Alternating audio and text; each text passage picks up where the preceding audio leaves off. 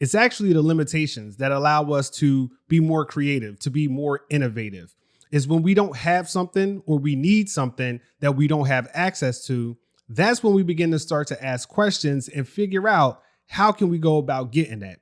So in today's video, what I'm going to be talking about is having your own creative twist, having your own creative spin and your own personal point of view when it comes to creating your products or services. So let's just jump into it. Gotta talk about my life as I see it. Welcome back to today's video. Now, if you're new here, my name is Jonathan Moore. I have a visual media company. I'm a creative entrepreneur, and I like to make videos like these for other creatives who are trying to build a life on their terms and get it how they live. Now, before I jump into today's video, I do want to do a little bit of housekeeping. Please give me a like. Consider subscribing to the channel. I'm trying to get to 10,000 subscribers by the end of the year. Now, I know it's a big goal, but it is my goal that I'm trying to accomplish, and I would appreciate it if you took a little time to help me out. In today's video, we're going to be going over a few things. We're going to be talking about staying or avoiding the trap of having the latest and the greatest gear. We're going to be talking about crafting your skill and developing your own unique personal point of view. And we're also going to talk about when is a good time to upgrade and what are the type of equipment and materials that you should get when it is time to upgrade. Now, here's my quick story.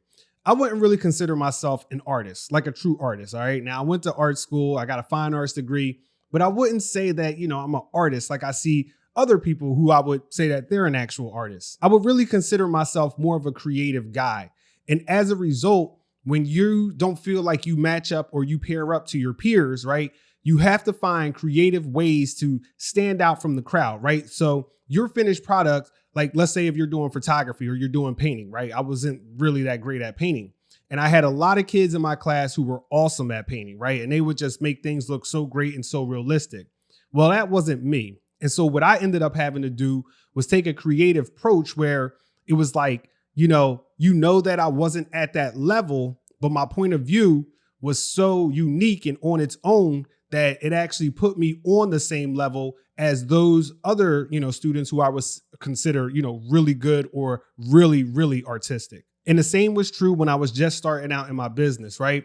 When I was doing photography back in the day, right, I always wished that I had more gear. I wish I had the latest gear. I wish I had better lenses and better cameras, but that wasn't always the case, right? I just had what I had and I had to make do with what I had. And so I had to do the best I could with what I had. So let's talk about how you can avoid the latest and greatest, gear traps and gear envy and start putting your own creative spin on there where you can start to build up your confidence when you're bringing your products and services to the marketplace. So the first thing that you want to do is you want to try to avoid gear envy and trying to have the latest and the greatest gadget. Now, sometimes when you're looking at other people's work, it seems like you got to have the equipment that they have because then it'll put you on their level. But that's not always the truth. What you really should be focusing on is learning how to use your equipment the best you can. You want to know how to get the most out of it. So if you're shooting photography, if you're shooting videos, if you're doing graphic design, blogging, recording, anything, right?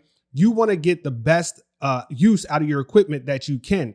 And that really comes down to learning your equipment, learning different skills and techniques that has nothing to do with the actual equipment itself, right? So it doesn't matter if you have the newest camera or you have a camera that's 10 years old, those skills are going to translate regardless of what piece of equipment you're using. And like I mentioned in the beginning of the video, having these limitations on you is actually going to spur more creativity out of you because you're not going to have everything that everybody has, right? You're not going to have the newest lens or you're not going to have the latest camera that puts out 8K or whatever K. It really doesn't matter. So you're going to focus on other things like your lighting, your aperture, your ISO, your storytelling, right? Your presentation, right? You're going to make yours a little bit different than what everybody else has. So if they have really great equipment, they have the latest and the greatest, and they can film in 8K, right? Then you want to focus on being able to tell a great story, right? And that's what's going to bring your product up to their level, even if you don't have the latest, the greatest, and the best gear on the market. And this ties back into the point of doing the best you can with what you got. Okay. You got to start where you're at and build up from there. Now, during this time, you're always going to be looking at other artists, other people that you like, other people that you draw inspiration from. and you're going to be mixing in their style with your style, right? And so let's talk about now creating and crafting your own style. So when it comes to creating and crafting your own style, it's really kind of a statement of this is what I do and this is how I do it. Now, the tough part is that it takes a while to start building confidence, right?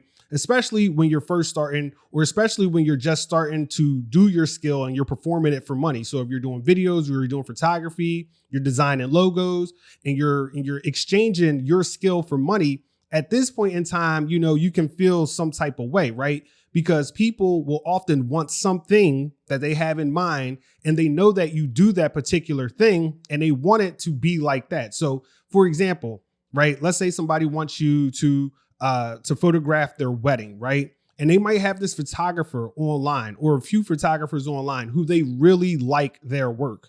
Now they know that you do pictures. So let's just say that they can't afford that photographer, but they know that they can probably get you to take the pictures. They know that you're good with the camera. What happens during those times, which can be tricky, is that they want this thing from you, right?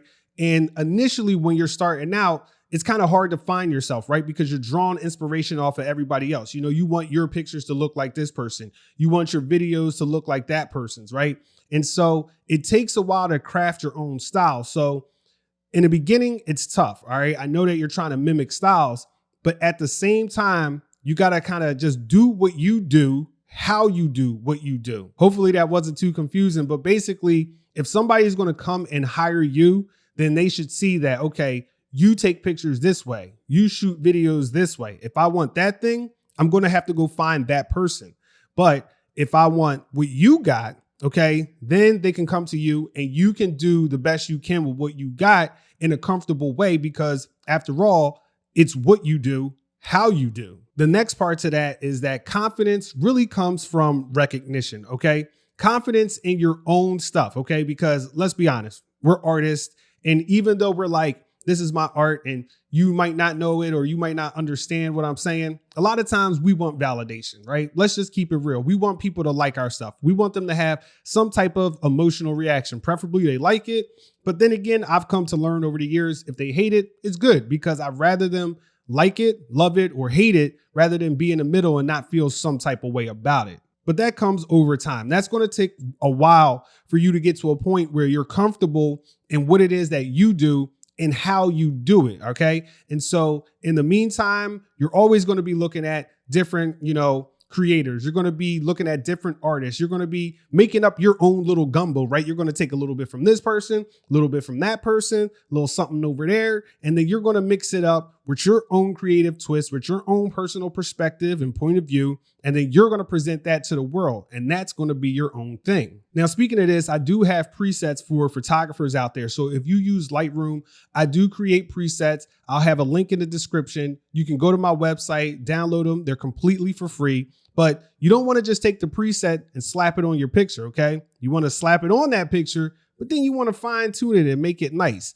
And also while you're there, if you join my email list, I'll be sending out new presets every month when I create them. And with all that being said, really this is the lesson or the moral of the story.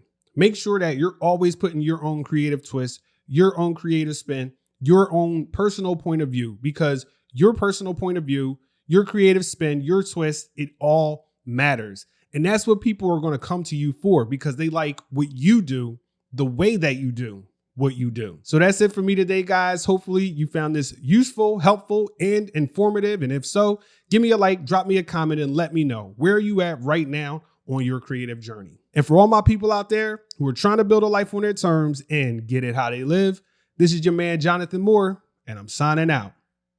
Peace.